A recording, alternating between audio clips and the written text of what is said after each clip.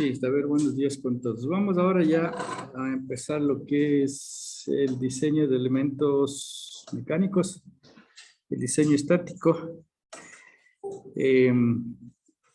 Vamos a empezar la parte de juntas de empernadas. Y dentro de las juntas o de los tornillos o pernos, está involucrado lo que es el tornillo de potencia, que es un elemento mecánico que nos sirve para transmitir potencia, como su nombre lo indica. Entonces vamos a empezar por eso, ¿no?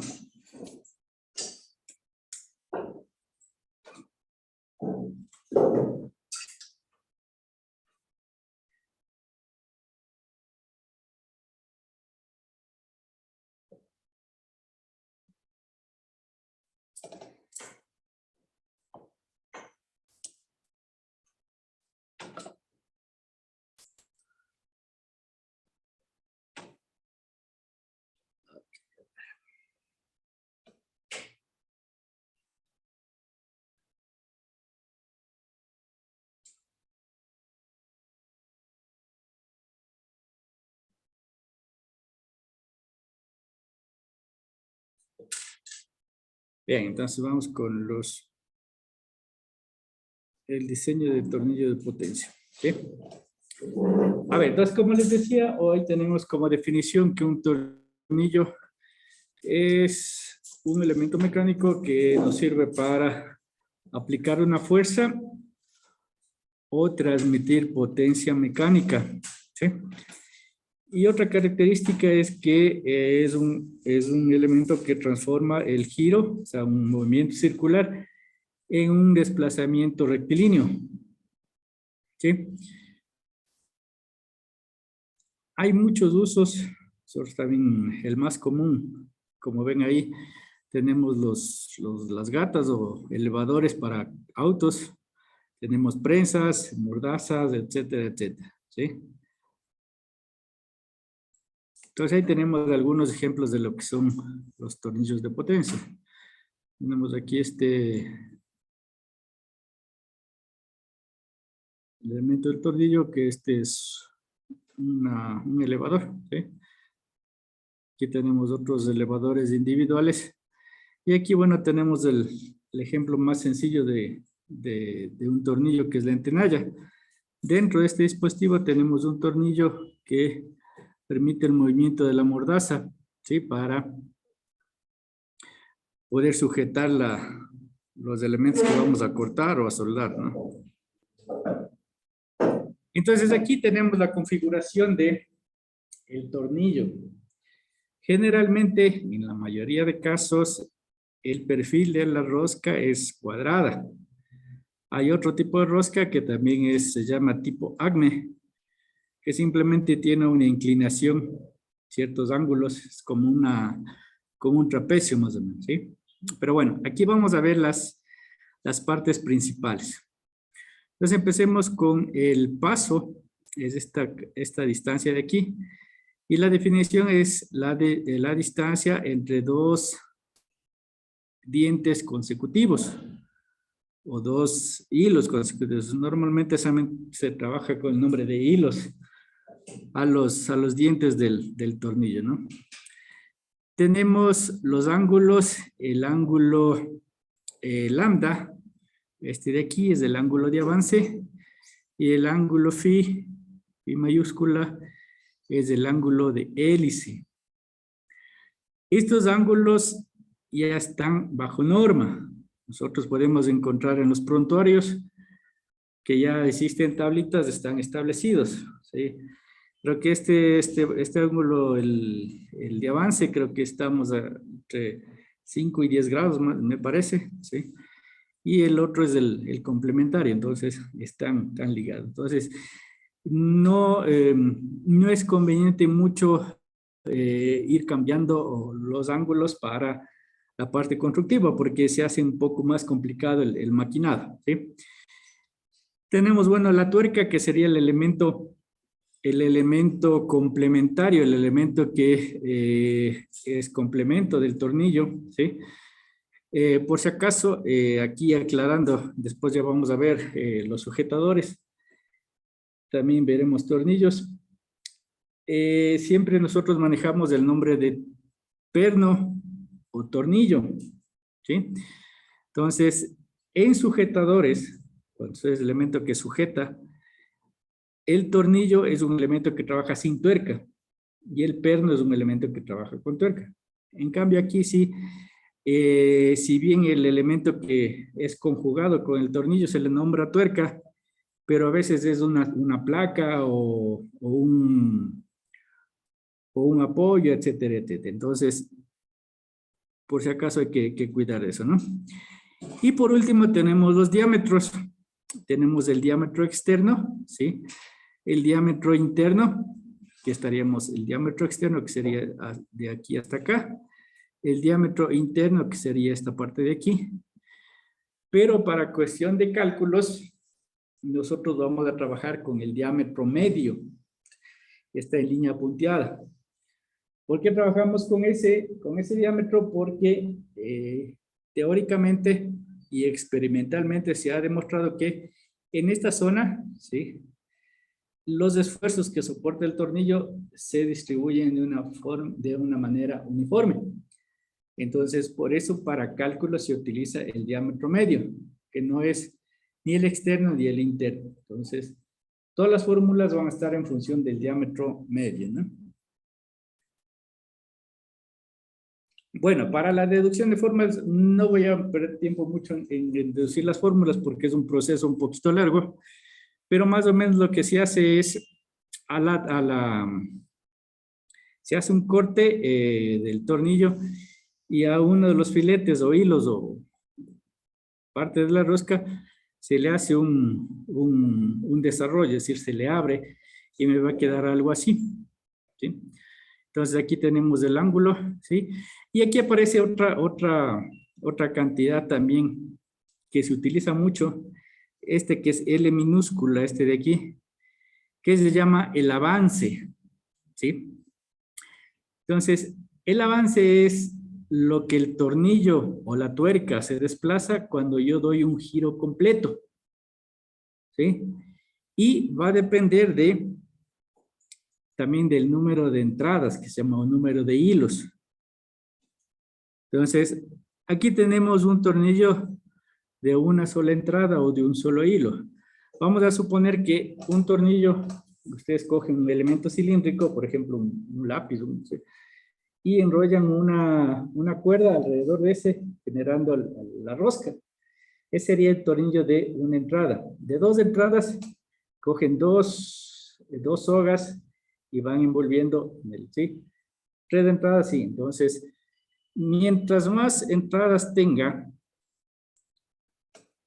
el avance va a ser mayor. La fórmula me dice que eso depende del número de entradas. Entonces, es decir, si yo tengo una entrada, giro una vez el tornillo y avanza una cierta cantidad. Si tengo dos entradas con las mismas características, va a avanzar el doble. Si tengo tres, el triple. Pero, viene el pero, que mientras más entradas tenga, es más difícil de maquinar el tornillo. Entonces, bueno, ahora con los CNC no hay problema, pero el proceso es un poquito más lento, un poquito más caro. Entonces, hay que ver también la cuestión de costos. Entonces, aquí le importa mucho la cuestión de costos. Entonces, yo no puedo trabajar con factor de seguridad altos, escoger materiales de alta resistencia porque me significa costos. Entonces, hay que tener en cuenta eso, ¿no? Entonces, eso respecto al avance. Entonces, aquí tenemos el diagrama de cuerpo libre, donde teníamos la fuerza aplicada y las resultantes, tanto la fuerza de rozamiento como la normal, etcétera, etcétera. Y lo que hacemos es obtener estas dos fórmulas, ¿sí? Como les digo, me voy a saltar porque el proceso es bastante largo. Entonces, no quiero perder tiempo y lo que nos interesa más de estas fórmulas. Entonces, lo que nosotros vamos a determinar son los torques. Es decir, qué giro, qué fuerza de giro yo le doy al tornillo para que suba. Este es el TR o el torque de subida. Y el torque de bajada es este, porque también yo necesito que el tornillo desenroscale y darle un torque, ¿sí? Entonces, aquí hay que tener mucho cuidado y aquí es un punto muy importante que a veces fallan en cuestión de los diseños. Bueno, yo ya calculo este torque, como ven, está en función de la fuerza que yo debo levantar, el diámetro medio, el avance, F es el coeficiente de rozamiento, generalmente es a 0 a 0. El torque de subida, el torque de bajada también está en función de las mismas parámetros, pero en el torque de bajada yo tengo que ver que si ese torque siempre sea mayor que 0. Siempre debe ser mayor que 0. Este torque debe ser mayor que 0. Si me sale 0 o negativo, se llama el autoaseguramiento. Eso quiere decir que si el torque este es negativo o 0, el tornillo solito con la propia fuerza se va a empezar a desenroscar, ¿sí? A bajar. Vamos a suponer que nosotros estamos en un elevador, elevamos, dejamos de aplicar el torque y eso con el propio peso se empieza a dar la vuelta y a bajar la carga. Eso quiere decir que el tornillo no es autoasegurante. Entonces debemos cuidar esa condición. Entonces, por ejemplo, si hacemos el ejemplo más sencillo, en una gata de los autos, ¿sí?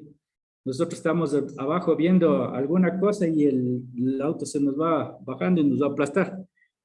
Entonces, si se da ese caso, lo que hay que hacer es chequear ya sea el ángulo de avance o el coeficiente de rozamiento. Normalmente lo que se hace es escoger otro material con un coeficiente de rozamiento mayor para asegurarnos que no me dé este caso, ¿no? Entonces, no se olviden, lo más importante en el tornillo es determinar los torques, tanto de subida, que es el torque que vence el rozamiento de la rosca, y levantar o bajar la carga. Esos son los torques que necesitamos. Y cuidar la condición de autoaseguramiento, ¿sí? Donde el torque de bajada debe ser siempre positivo. Aunque sea 0.0001, debe ser positivo, ¿no? Aunque nosotros no nos manejamos con valores extremos, pero debe ser positivo. Otro parámetro importante es la eficacia o eficiencia, les dicen algunos textos, del tornillo. Dice que el tornillo sea capaz de mover la carga sin influencia del rozamiento. Entonces la eficiencia está en función de, asimismo, la fuerza, el avance y el torque de subida. Entonces, físicamente nosotros podemos interpretar esto como qué cantidad de energía se necesita para hacer ese proceso, ¿sí? O si queremos verlo de la otra forma, qué cantidad de energía se pierde para hacer el proceso de levantar la carga. Más o menos ahí viene la eficiencia. Entonces, no está establecido que un rango de eficiencia. O sea, lo óptimo sería el 100%, pero siempre va a haber pérdidas. Pérdidas por calor, pérdidas por ruido, ¿sí? Pérdidas por desalineación, puede ser, pero siempre va a haber pérdidas. La eficiencia nunca va a ser del 100%, ¿sí? Normalmente, los tornillos, ya un poquito por experiencia, los libros no me dicen, pero ya un poquito por experiencia, los tornillos deben estar en una eficiencia mayor al 30%. ¿Sí? Entonces, como decir, 30% es un poco bajo, ¿sí? Pero ya con eficiencia de 35, 40%, bueno, se considera que sí trabaja, que sí es eficiente, ¿sí? ¿Cómo podemos mejorar un poquito estos parámetros? Chequeando la lubricación, que el tornillo no esté sucio, porque cuando está sucio, o sea, la inclusión de suciedad o partículas externas entre la rosca y la tuerca, entonces causa rayaduras y va perdiendo su eficiencia, ¿no? Entonces, hay otros parámetros externos que nos ayudan a mejorar la eficiencia del tornillo. Entonces, aquí está, como les decía, el otro tipo de roscas. Un tipo es rosca cuadrada, y aquí tenemos la rosca AGME, que se llama, que simplemente tiene una inclinación, ¿sí? Entonces, las fórmulas van a ser las mismas, igualitas, ¿sí? El torque de subida, el torque de bajada, pero aquí aparece este valor de la secante de alfa, que es este ángulo de aquí, ¿sí? Este ángulo de separación de las dos roscas, el ángulo de inclinación relativo, podríamos decir, y aparece. El proceso de cálculo va a ser el mismo, las consideraciones van a ser las mismas. Entonces yo diría, bueno, ¿cuál es la más utilizada o la que yo debo utilizar siempre? Eso queda a criterio del diseñador. Aquí normalmente ya todo queda a criterio del diseñador. Contar que cumpla el objetivo y el proyecto no sea muy caro, entonces podemos ir jugando un poquito con ciertos parámetros. Hay que ver que si bien la rosca AGME le supera un poquito en eficiencia a la rosca cuadrada, lo que sucede es que como tiene esta inclinación, en la parte del maquinado ya va a ser un poquito más complicado. Entonces la rosca AGME se va a hacer un poco más cara. Entonces, normalmente para un tornillo de potencia, la rosca más utilizada es la rosca cuadrada, ¿sí? Porque es fácil de maquinar. Entonces, no sé si ustedes en la parte práctica de procesos de manufactura les enseñaron en el torno, la parte de maquinado. Entonces, es más fácil maquinar una rosca cuadrada que una rosca AGME, ¿no? Entonces, pero igual, ustedes deciden aquí cuál utilizamos. Entonces, existen ciertas ayudas para el tornillo, porque como ven, lo que hace el tornillo es simplemente aplicar una fuerza venciendo el rozamiento.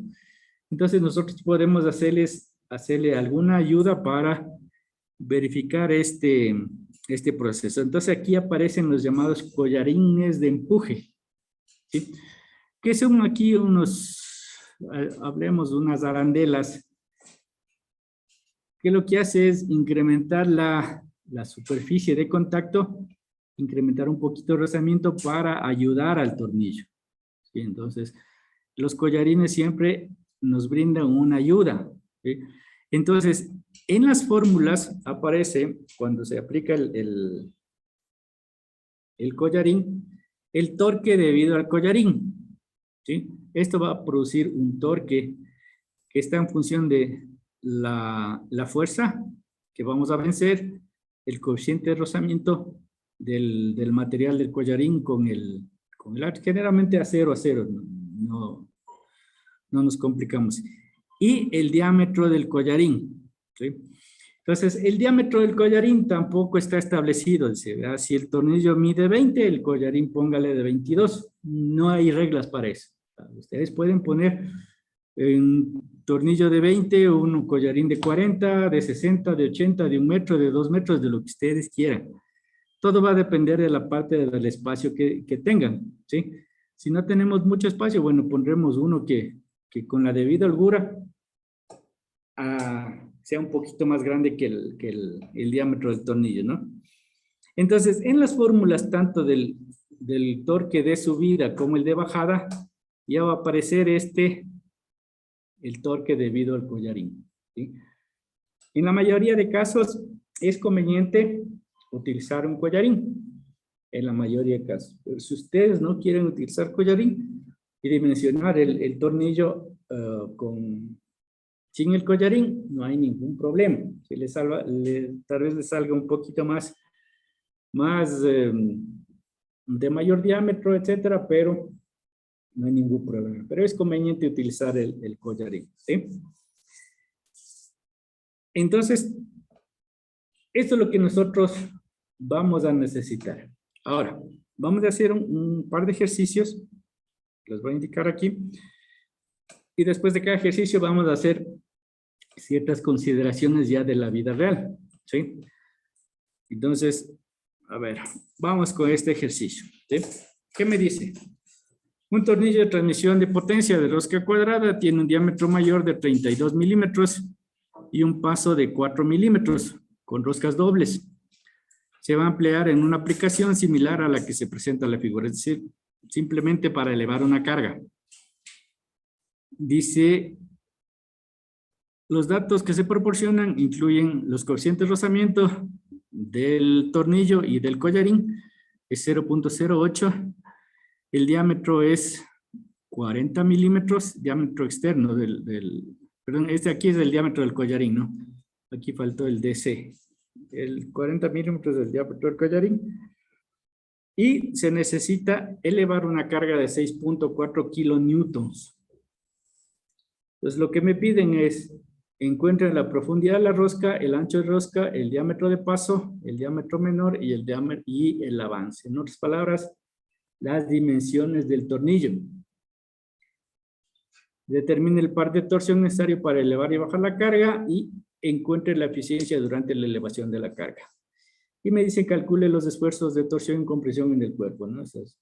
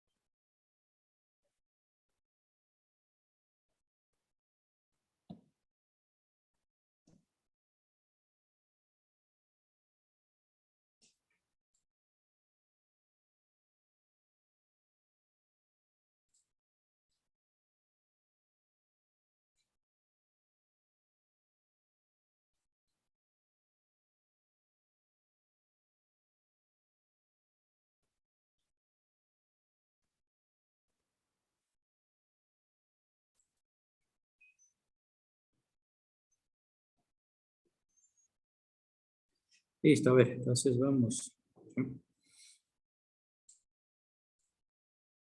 A ver, entonces, primerito vamos con los datos. Tenemos el paso, que es rosca doble, el valor de los coeficientes de rozamiento, el diámetro externo del tornillo y el diámetro del collarín, ¿sí? Entonces, aquí tenemos un esquema de una rosca doble, perdón, de una rosca cuadrada. ¿Sí? Tenemos la rosca cuadrada. Entonces, como es cuadrada y ya está bajo norma, las dimensiones están en función del paso. No se olviden que el paso es la distancia de entre dos dientes consecutivos y las dimensiones del tornillo van a ser la distancia entre diente y diente, la mitad del paso, la altura del diente, también la mitad del paso, por ser rosca cuadrada. Entonces ya es de gran ayuda. Entonces con los diámetros, perdón, nosotros tenemos el diámetro externo el D minúscula, y el DR, que es el diámetro interno, también se llama diámetro de raíz. Entonces, y el diámetro medio es el que está con una línea punteada roja, ¿no? Entonces tenemos diámetro externo, diámetro interno, diámetro de raíz, y el diámetro medio también se le conoce como diámetro de paso, ¿sí?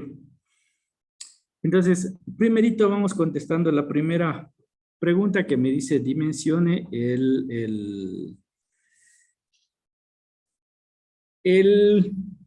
las dimensiones del tornillo, ¿no?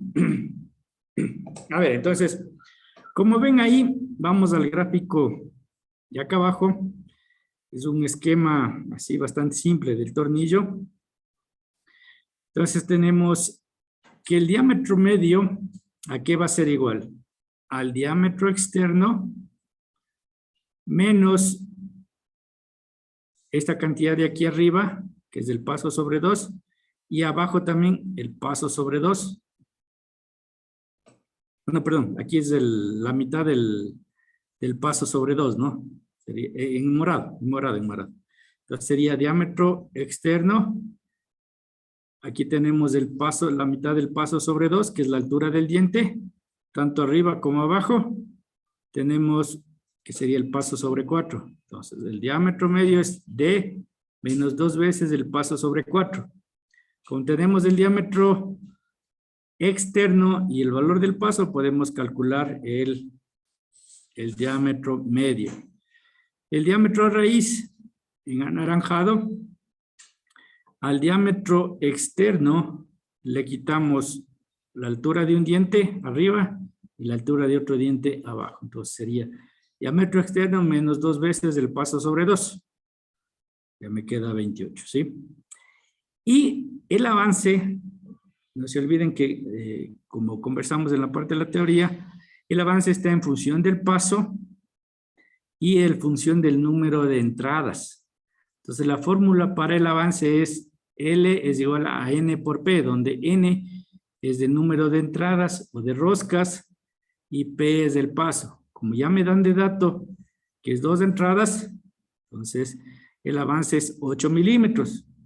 Quiere decir que cuando el tornillo gira una revolución completa, sube o baja 8 milímetros. ¿Sí? Eso es el avance. Y bueno, como está aquí, el ancho de dientes paso sobre 2, la altura de dientes paso sobre 2. Entonces, esa es la facilidad de trabajar con roscas cuadradas, que son fáciles de dimensionar. Entonces, y como les decía, es un poco más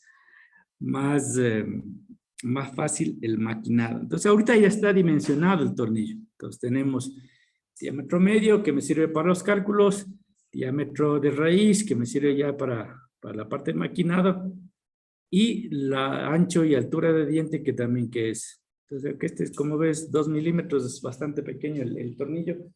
Sí, yo le veo complicado maquinar, pero bueno, así es, está el problema.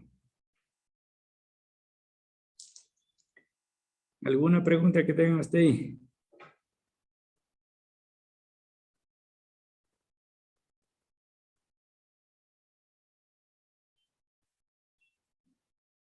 Ya. Vamos a avanzar. Entonces vamos con los torques. ¿Sí? Entonces tenemos el torque de subida, tenemos la fórmula ahí, ¿sí? Más el torque debido al collarín. Entonces simplemente reemplazamos los valores, tenemos todo. La fuerza que era 6.4 newtons, que es 6.400 newtons. Se procuran trabajar en unidades de sistema internacional, ¿sí? Y transformar a un solo sistema, ¿no? Porque a veces mezclan pulgadas con newtons, etcétera, y salen raros los.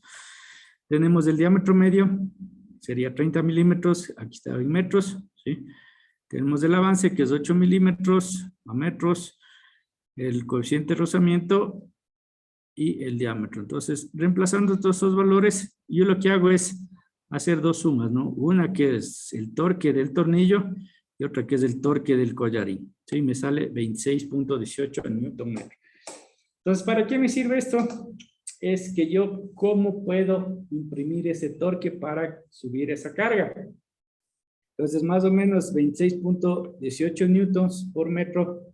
Quiere decir que con una palanca de 1 metro, yo tengo que aplicarle 26.18 newtons, ¿sí?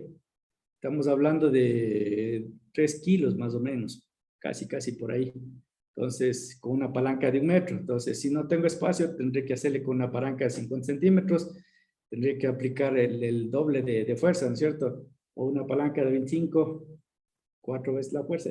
Entonces, yo voy buscando, ¿sí? O si quiero ponerle un motor, yo tengo que buscar los medios para que me dé ese torque mínimo, ¿sí?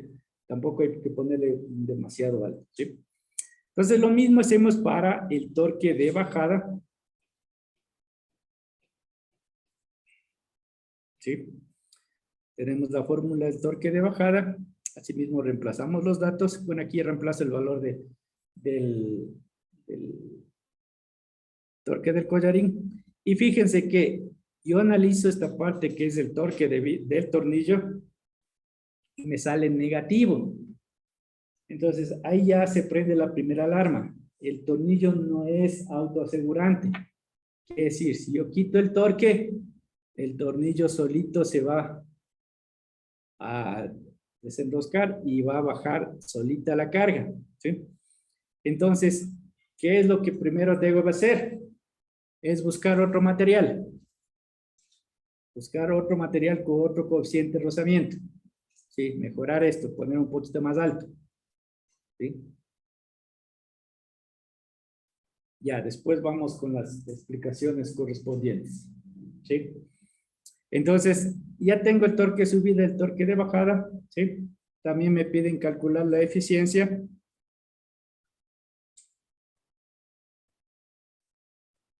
Y asimismo, reemplazando los datos, me sale una eficiencia del 31%.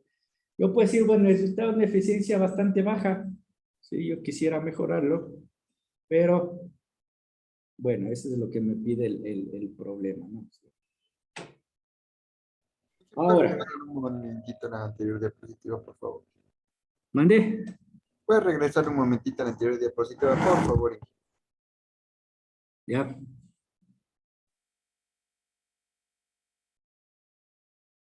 Ya, Inge, muchísimas gracias. Ya, entonces, la otra parte de calcular los esfuerzos, bueno, es ver cuál es el esfuerzo en compresión, menos P sobre A y listo, no hay ningún inconveniente en eso. A ver, entonces, es una parte, como decía, es un ejercicio de diseño. Bueno, aquí simplemente el ejercicio nos sirvió para ver el uso de las fórmulas, pero estos valores, yo me voy a regresar acá. Aquí nomás. Estos valores, el valor del paso, el valor del número de entradas, el coeficiente de rozamiento, incluso las dimensiones del tornillo y del collarín, puedo imponerme yo, dependiendo del espacio que yo tenga. Si quiero decir, no, yo no quiero con un diámetro 32, quiero con un diámetro de 40, puedo hacerlo. Alguien dice, no, yo quiero con un diámetro externo de 30, puedo hacerlo. ¿Sí? No hay nada que me impida hacer eso. Es cuestión de diseño. La parte de diseño también se aplica el método de prueba-error. Ir probando, ir probando, ir probando. Entonces, la ventaja es que ahora, como tenemos la tecnología un poquito avanzada, hay los simuladores. Entonces, yo en un ratito puedo cambiar las dimensiones, ¿sí? Inclusive en el sólido puedo parametrizar. Entonces, si cambia el diámetro, cambian las roscas, todas esas cosas. Y mando a simular. Entonces, puedo hacer la ventaja.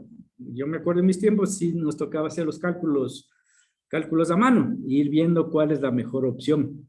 Hasta inclusive, si ustedes manejan el Excel o saben programar bien, pueden hacerse una hoja de cálculo para el tornillo y pueden ir variando el diámetro, calculan las dimensiones, calculan el torque de subida, el torque de bajada y ver el autoaseguramiento. Entonces, no hay ningún problema. Entonces, yo puedo imponerme esas. Lo único que no puedo cambiar nunca es este valor que está ahí encerrado. La fuerza de trabajo nunca se cambia. ¿Sí? ¿Por qué? Porque si a un cliente le dice, vea ingeniero, necesito un elevador para levantar, 2 toneladas, pues el elevador debe levantar 2 toneladas. Usted no puede decirle al cliente, vea, ahí está, le salió baratito, pero no le ponga 2 toneladas, póngale una tonelada y media nada más. Entonces dice, yo no necesito eso, necesito 2 toneladas. Entonces la fuerza de trabajo nunca se cambia. Y esta fuerza viene del análisis estático. Entonces, si ustedes hacen mal el análisis estático, están dimensionando un tornillo que no me va a servir, no me va a levantar lo que yo necesito. ¿Sí?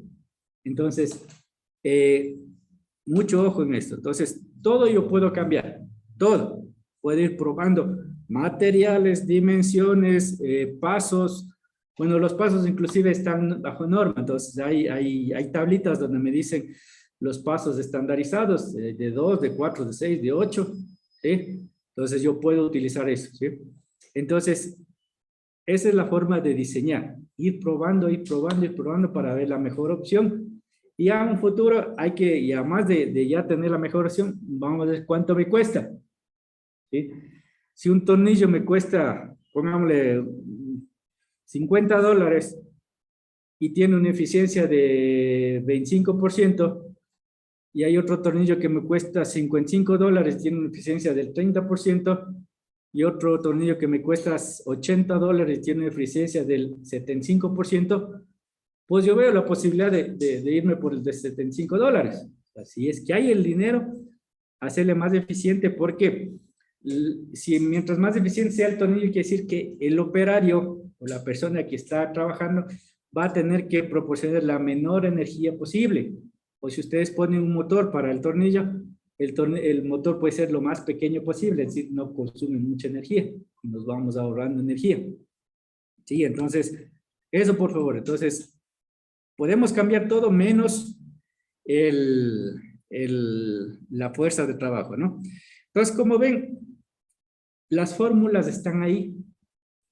Las fórmulas de torque y de dimensionamiento de la rosca están ahí, las de eficiencia, nosotros debemos probarnos y podemos ir jugando como ustedes quieran. Por ejemplo, alguien dice, no, yo quiero que mi tornillo sea 60% de eficiencia. Entonces, aquí pongo 60 y puedo reemplazar el torque determinar el torque necesario, torque de subida necesario.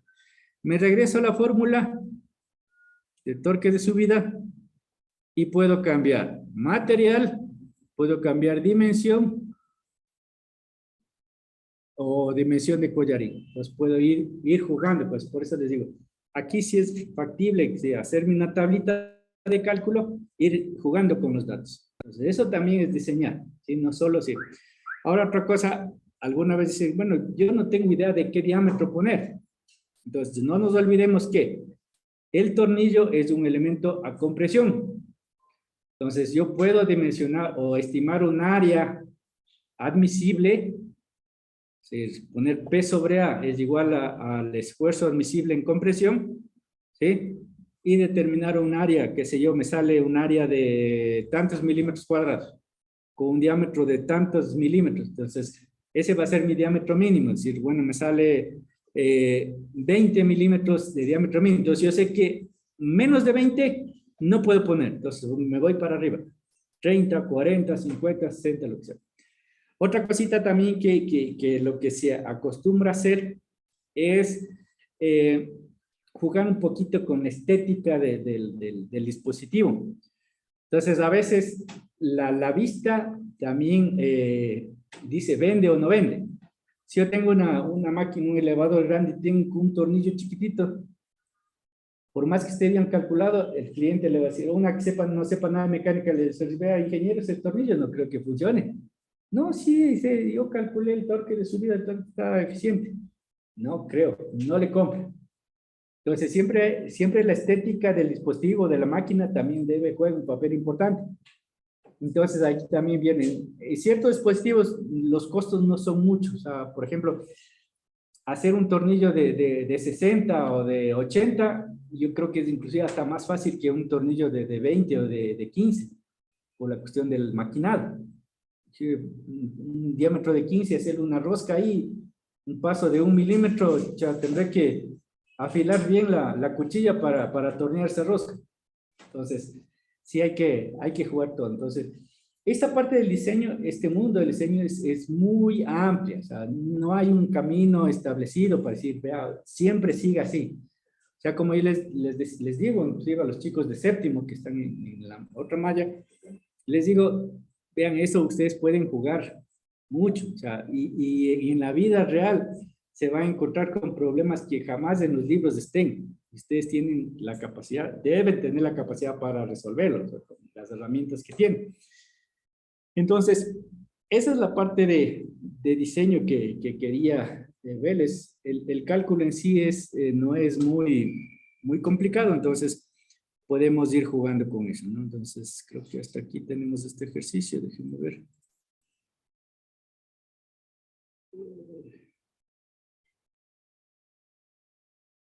Sí.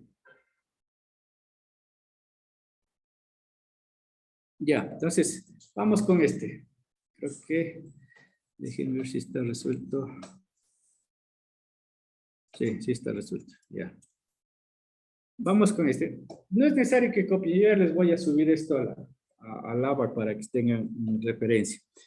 Entonces lo que me dice dice una prensa de tornillo similar a la que está en la figura, tiene una manija con diámetro 3/16 de pulgada y está hecha de acero IC 1006, estirada en frío.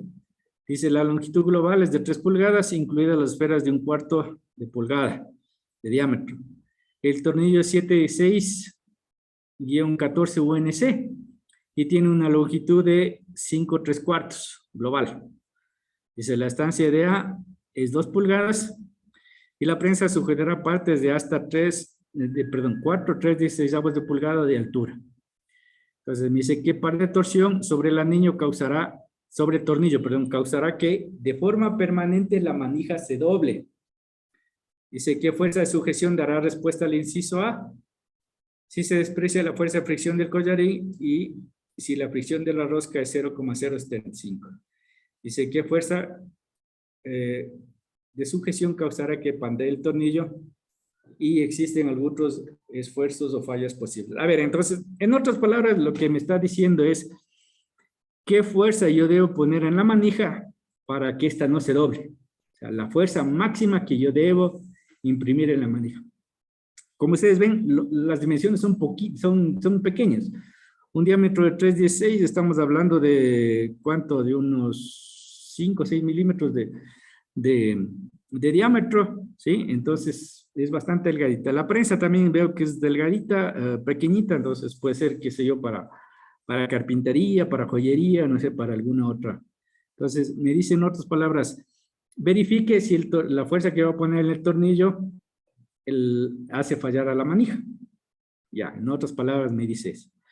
Entonces, primero analizamos las opciones extremas. Siempre analizar los casos extremos. ¿Cómo voy a aplicar yo la fuerza? Tengo dos opciones. La una, con la manija, la mitad de la manija que coincida con la mitad del tornillo y aplico dos fuerzas. O con la manija extendida y aplico una sola fuerza. ¿Sí? Entonces, yo veo aquí, analizo cuál es mi caso más crítico. ¿Sí? Entonces, como ven, aquí yo tengo un elemento, la manija, si yo le veo de esta forma, voy a tener un elemento sometido a flexión, ¿cierto? Entonces, en este caso, vamos a considerar un elemento sometido a flexión empotrado y la fuerza, digamos, el momento flector máximo va a estar en el empotramiento, o sea, aquí. Y va a estar fuerza por distancia. Tenemos una fuerza y distancia chiquita. Aquí tenemos una fuerza y distancia más grande. Entonces, esta va a ser la parte más crítica. Si yo trabajo ahí, puedo generar que la manija se doble permanentemente. ¿Sí? Entonces, analizo ese caso. Y aquí vamos a acordarnos un poquito de lo que hemos visto en las clases pasadas. ¿Sí? Tenemos ahí ya visto en una vista lateral o frontal, podríamos decirlo, estamos viendo en una vista superior, y la fuerza va a estar en este punto. ¿cierto? Hacia adentro. Entonces aquí tenemos el brazo para el torque, es decir, el brazo que va a hacer girar el tornillo, yo calculo, ¿sí? La fuerza, no sé, el torque es fuerza por distancia, entonces calculo esa en función de la fuerza y puedo calcular la longitud del brazo de torque. ¿Cómo lo hago? Me dice que la dimensión total es 3. A esos 3 le voy a restar la mitad de este diámetro de la esfera, la mitad del 1/4 de pulgada. Le voy a quitar el diámetro de esta esfera, que es 1/4 de pulgada, ¿sí? Y le voy a quitar la mitad de el diámetro del tornillo. Me voy a regresar para explicarle esta partecita también que no debe estar muy claro. Porque aquí me dice el tornillo es de 7,6 pulgadas, 14 UNC. Entonces, esta es la nomenclatura de todos los tornillos. El primer número siempre es el diámetro externo del tornillo.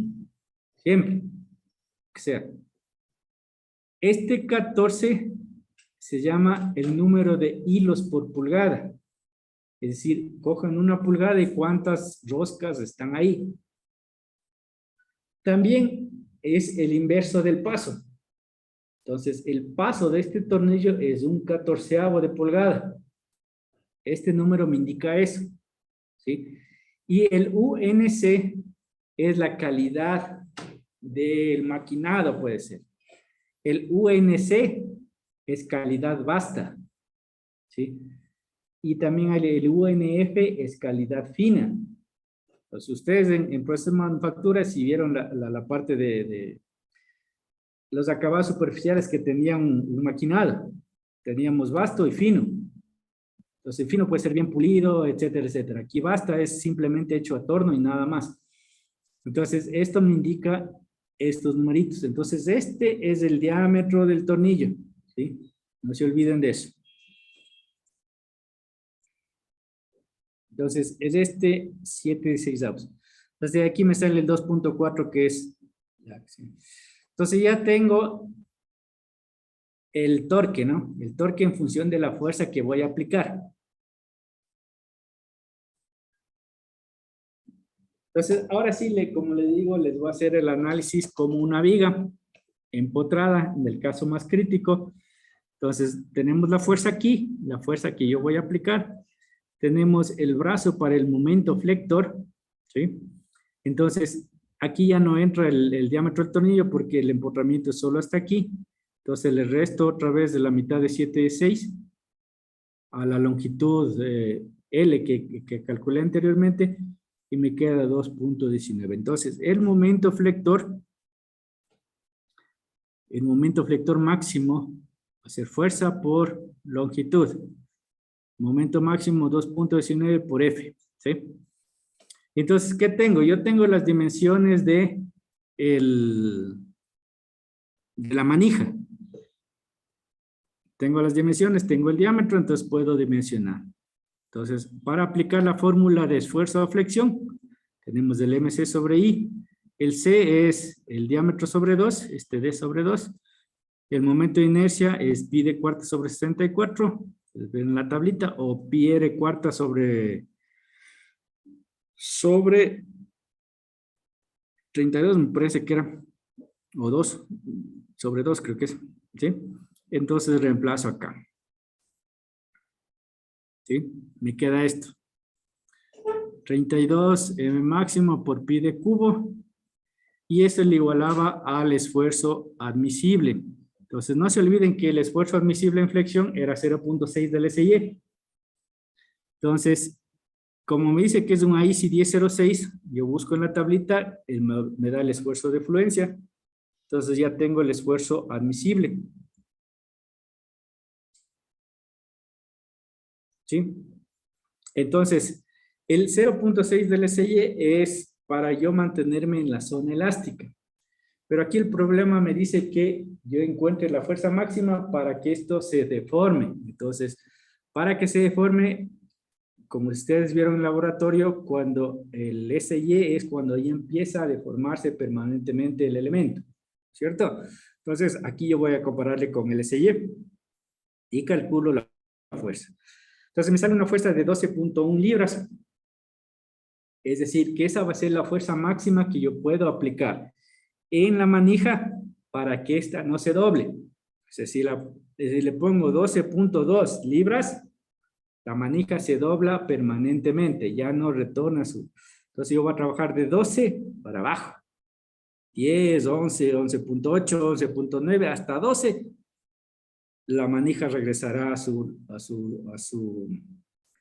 dimensiones originales, ¿sí? Entonces lo que hago es reemplazar la fuerza que saqué y determinar el torque. Este torque va a ser el torque máximo, el torque en contra de la carga, ¿sí? Y aquí tengo los datos que decía, ¿no? Tenemos aquí el diámetro, el número de filetes por pulgada, la serie y el paso. Entonces, aplico las mismas fórmulas que apliqué anteriormente, calculo el diámetro medio. Aquí no me dice cuántas entradas es, ¿sí? Entonces, si es que el problema no les dice, asuman siempre una entrada, nada más, para calcular el avance. Entonces, calculo el avance en función de la fuerza. Esta fuerza no es la fuerza que yo calculé. La fuerza que yo calculé es la fuerza que yo aplico en la manija. Esta fuerza de trabajo que es en el torque de bajada, de subida, perdón, es la fuerza de sujeción. La fuerza con la que aprieta el tornillo, ¿sí? Entonces, este torque va a estar en fuerza de sujeción. Entonces, ahí sí puedo igualar los torques con el torque que yo calculé y determino la fuerza de sujeción. Entonces, aquí también podemos darnos cuenta la ventaja de tener un tornillo de potencia. Fíjense, yo tengo 1105 libras y la fuerza que apliqué es 12 libras. Entonces, casi 100 veces más, ¿no? 100 veces más. Entonces, es la ventaja de los tornillos. Con una fuerza de 12 obtuve 1105 libras de sujeción. ¿Sí? Y bueno, es lo que me pedían hallar la fuerza máxima de sujeción. Para los otros ítems, me dice si el tornillo pandea. Bueno, ahí viene la parte de columnas, que también se vio un poquito. Como les decía, en estos casos sí es lo que expuso la compañera de aplicar la fórmula de Euler para revisar si existe la fuerza que tenemos, es la fuerza crítica que hace que pandee el tornillo.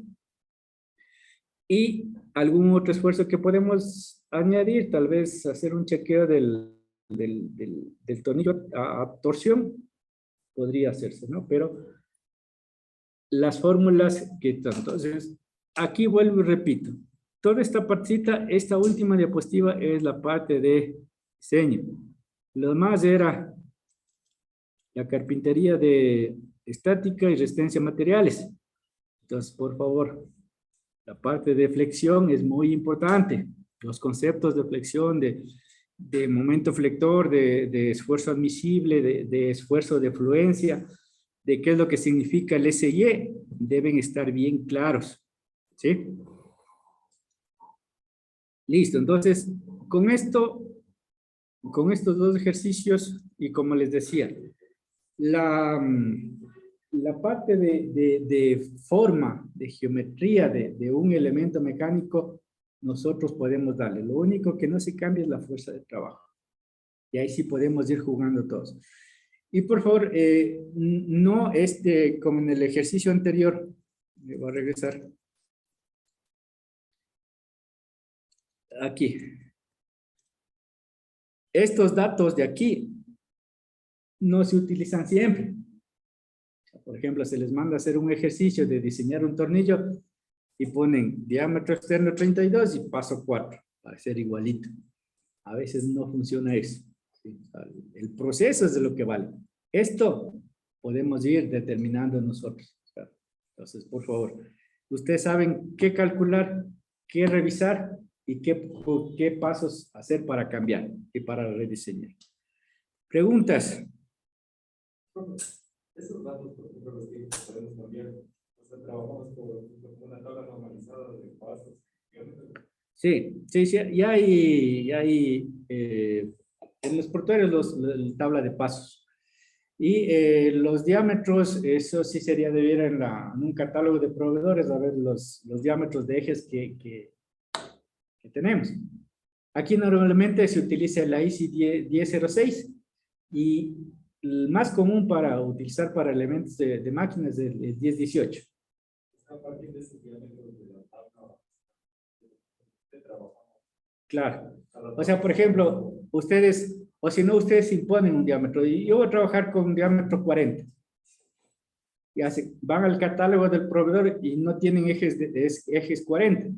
Tienen eje 44. Entonces analizo. De 40 a 44 tengo que primero bajar 4 milímetros. ¿Cuánto me cuesta eso? Y después formar la rosca. Ya, ¿cuánto me cuesta eso? Entonces, veo si es conveniente o no. Sí, pero sí podemos, como este compañero, basarnos en tablas. O sea, ahorita sí podemos basarnos en tablas. En tablas de catálogos, no en ejercicios resueltos. Eso, por favor. O sea, lamentablemente se les pone a diseñar un tornillo, ya por experiencia, y es igualito, es fiel copia de esto. Y a veces no resulta, no resulta. Otra cosa también que quería mencionarles, a veces hay ciertos criterios que dicen, bueno, construyamos este tornillo y después de ya construido pasamos a los cálculos. Ahí se complica más. O sea, hacer coincidir, porque a veces son factores de seguridad bastante altos que son un poco complicados justificar. Entonces, se les sugiere siempre hacer este proceso, ¿no? Y como ir jugando, ¿no? O sea, si con diámetro de 30 no me funcionó, me salió una eficiencia muy poquita, o que yo tengo que aplicar un torque muy alto, bueno, vamos dimensionando otra vez, pongamos uno más grande, cojamos otro material. Y si es que no hay otro material con estos valores de coeficiente de fricción, bueno, entonces pongámosle aceite. Sí, pongámosle aceite para que disminuya un poquito el rozamiento y pueda ser más eficiente. Pongámosle un collarín más grande, un collarín más pequeño. No le pongamos collarín. Hagamos un tornillo de 2 entradas, si yo necesito que el avance sea más grande. Entonces, todo es ir jugando, analizando y todas esas cosas, ¿no? Pero como lo importante es esto, no cambiar nunca la fuerza de trabajo y determinar bien la fuerza de trabajo. ¿Sí? ¿Alguna otra pregunta?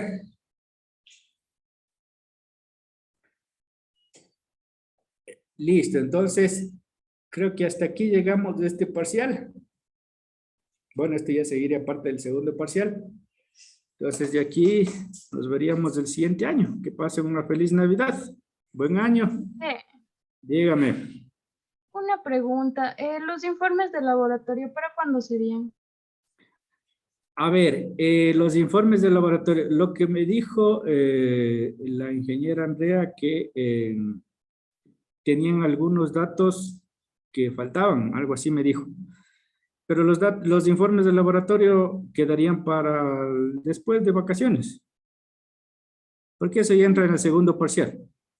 Ya, y serían en grupo, ¿verdad? Sí, en grupo. Los mismos grupos de trabajo que hicieron. Ya, listo. Gracias, Inge. Ya. ¿Alguna otra cosita? Listo, chicos. Entonces, gracias. Nos vemos en la novena.